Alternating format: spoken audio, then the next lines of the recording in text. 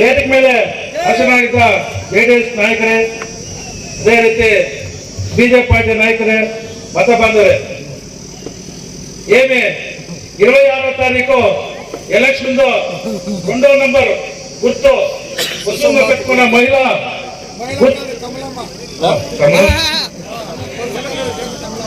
ఎత్తుకున్నారు. చిన్నకి ఓటేయాలని ఇంటింటికి పోయి మనమందరం పోయి ఆ గుర్తు చూపించి ఇలాంటి బీజేపీ వాళ్ళకి ముందు పూకి వేసేసి వాడుకుంటా ఇప్పుడు మనమందరం ఉంటాయినాము, మనమందరం జట్లో ఉన్నామని చెప్పి కుటుంబం పెట్టుకున్న మహిళకి ఓటేయాలని చెప్పేసి మనం ఇస్తారా.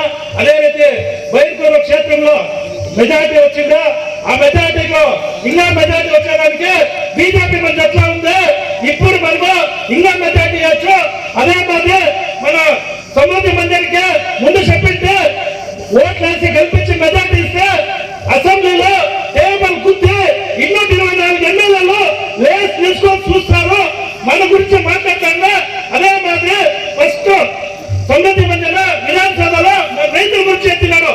నా రైతులకు అన్యాయమైన చూసుకోవడానికి లేదు. దానికోసమే మేము గరీబాంలో ఉన్నాము.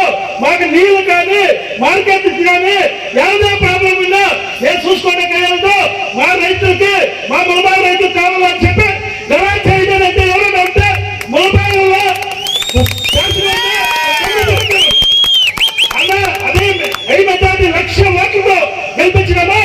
అదే మాదిరి మల్లేష్ బాబుకి అదే మాదిరి ఓట్లేసి మెజార్టీ ఇచ్చి మనము దీంట్లో ఢిల్లీలో పార్లమెంట్లో కూర్చోబెట్టి మా రైతులకి మా కోలార్ డిస్ట్రిక్ట్ మా రైతులకి మార్కెట్ కావాలా, ఒక ట్రైన్ కావాలా, ఒక ట్రైన్ ఉంటే ఈ పద్ధతి సర్కారు 10 రూపాయలు 20 రూపాయలు వస్తుంది, 20 రూపాయలు 50 రూపాయలు వస్తుంది.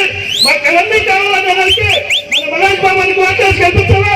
మల్లేష్ బాబా దీంట్లో ఢిల్లీలో గలాట్ చేశారు. మన రైతులకు పవర్ వస్తుంది. ఆ పవర్ ఇచ్చేది మనమే.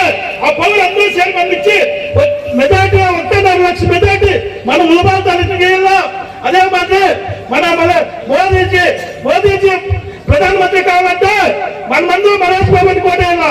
మనమందరూ మల్లేష్ బాబుని ఓటేసి గెలిపిస్తే మల్లేష్ బాబు పోయి ఢిల్లీలో ప్రధానమంత్రి అయ్యేదానికి మోదీజీకి ఓటేస్తారు. మోదీకి ఓటేస్తే మన బాధ ఏమైనా ఉండేవాదు, మనకి ఆదాయం బాధ ఉండేవాదు. అవన్నీ చూసుకునేకి మన ఎమ్మెల్యే ఉంటారు, మన ఎంపీ